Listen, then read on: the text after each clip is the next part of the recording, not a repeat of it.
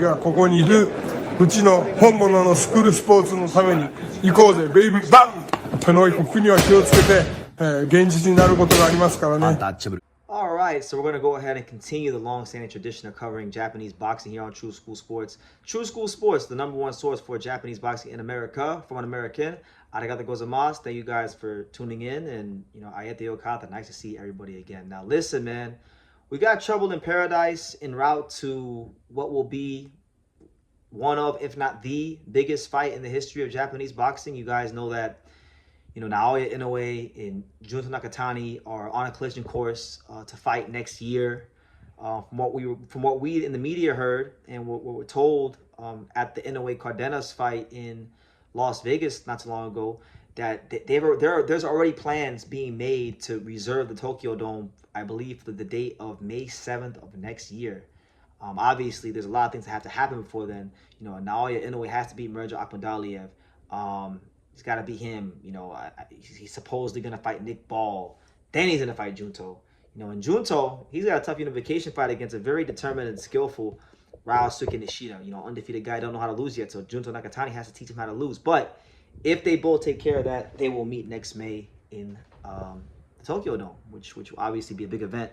Not just for Japanese boxing, but boxing in general, because these are two of the top 10 pound fighters in the world today. Now Inoue, the monster, he started shooting his mouth off in response to a comment that was made by Junto Nakatani's trainer, the esteemed and phenomenal trainer, Rudy Hernandez. Here's what Rudy Hernandez said in regards to a potential fight between his fighter, Junto Nakatani, and the monster, Naoya Inoue. He stated the following, and I quote, "We would rather fight Inoue right now. If we wait until next year, the excuse will be is that Inoue got older." The monster caught wind of this. He heard about it or saw a quote or something, and he immediately took to Twitter, his own social media, and he said himself, and I quote, Hey, Rudy. A year from now, I will still be in my prime. No excuses. No one is getting weaker. I will still go see the view from above," end quote. So I'm not sure. I'm reading the translation. I'm not sure what that last part meant. I will still go see the view from above. Maybe if the English to Japanese translation is rough, I know things get lost in translation. One of my Japanese viewers could translate that if they'd like to. But yeah, what he's saying in so many words is, look, no excuses. I'm still one of the best fighters in the world. You saw a little vulnerability, but I will still be that same destructive, hard guy to beat by the time we do face off. So I like this, man. I like this. I feel like it's good. I know a lot of the Inoue fans will say, "Oh, well, it's not good when you poke fun at the monster, and when Emmanuel Rodriguez did it, and Stephen Fulton." That's who gives a damn. Who gives a damn? Those guys are not Junto Nakatani. And this is last time I checked. I know this is supposedly a gentleman's sport, but this is boxing, man. You can't be in there. You in the gym, like if you're a fighter, you in the gym every day. You're doing multiple sessions a day. You're running hard. You're going through injuries. You're doing sparring multiple times a week. Your body's beat up. You're doing these weight cuts. You're sacrificing eating good food. If you got a significant other, you're sacrificing intimacy with them. You're not doing all that just so you can like overly respect your opponent, to the point where like, oh, he's the monster, he's two-time undisputed champion, he's pound for pound, and I'm just little old Junto. Like, no, you gotta believe in yourself. And Rudy Hernandez has the right to believe in this fighter because he's been grooming Junto Nakatani to be a great fighter since he was a kid. Junto Nakatani came to the States when he was a kid to train with Rudy Hernandez, and Rudy's been molding him, shaping him, and guiding him into the very destructive, dangerous southpaw boxer, puncher, technician you see today. So yes, Rudy should be confident in his fighter, and who gives a damn? And as we say in America, I don't know how this will translate to Japanese, so the translation is rough. Sorry, but who gives a rat's ass if the monster Inoue is upset or pissed off about it? If he's upset or pissed off about it, go do something about it when you fight him. Go do something about it. Okay, yeah, Rudy said this. Okay, you're upset. Go do something about it now. And don't get too aggressive, because if you get aggressive, that left hand from Junto is gonna break you up. So be very careful and be very calculated with how you decide to deal with Junto, because it could be a very, very humiliating night for you if you're not careful, because Junto Nakatani is that dangerous, and he is, in fact, that good. But I like this, man. I don't know how Japanese culture will feel about the back and forth and Inoue talking and Rudy talking, but as an American, right, from my perspective, I love back and forth. I love the hooting and hollering in boxing. It's part of the reason why I love the sport. It's like the obviously what matters the most is in the ring and how the fighters perform in the ring. But you know, a little talking here and there never hurt anybody. It never hurt promotion. It never hurt making the fights more exciting if done right. You know, and Rudy Hernandez didn't disrespect in a way. He could say, look, we want to fight him because right now, and he's not wrong. Right now, to a lot of people in the world, the monster Inoue is the best fighter in it.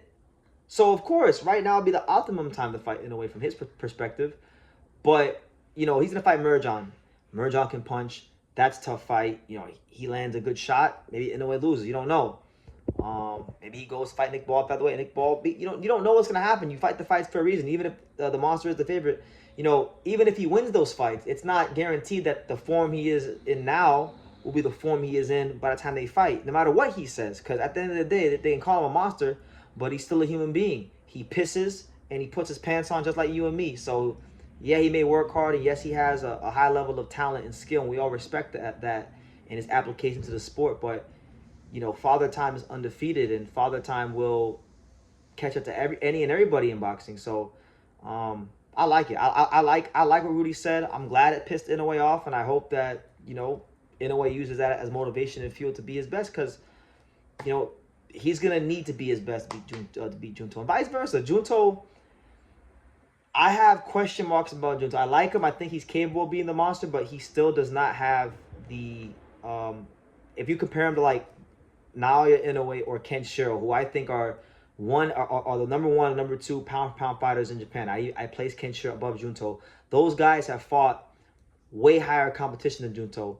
And Junto has 30 fights, but his competition at the elite level is still, he needs more of it. And Nishida, for me, is really the first, like, elite, like, top prime guy, young guy, undefeated guy in his prime he's fighting. So this Nishida fight is going to tell me a lot about Junto. And all this talk about Inoue can go up in smokes if Junto go in there and get upset by Nishida. So, yeah, Inoue says he'll still be in his prime. You guys know if you listen to me talk about Inoue, I've been very, very firm on where I think he is in his career. I think he's in his prime still, but I think he's towards the latter stages of his prime. I think he reached the peak. I think his peak was the Fulton fight. And I think ever since the Fulton fight, it's been a very gradual decline. But he's still dominating. He's still doing what he's got to do. And you saw it in the Cardenas fight. You know, there's still vulnerabilities there. So I just think that he's in his prime. He's still one of the best fighters in the world, but it's not, his mental and physical aren't at its highest point anymore. He's not in his prime in my eyes. And we'll see how it goes. We'll see if I'm right or if you guys are right. But either way, we'll be following it all here on True School Sports. But what do you guys think? Do you guys think that Rudy Hernandez is out of pocket? Or do you think that, like, there's he has a right to feel how he feels? Because I feel like he has a right to feel how he feels. And really and truthfully, no matter what Inoue says, he don't know where the hell he's going to be even after the Merjan fight. So, you know, all he can do is just focus, because nobody's indestructible, and it is what it is. So, yeah. Leave your comments down below. Make sure you guys take the time to subscribe. And like I say in every single one of these videos, you can love me or you can hate me. But I'm just a kid from Daniel. So until next time, take your eyes.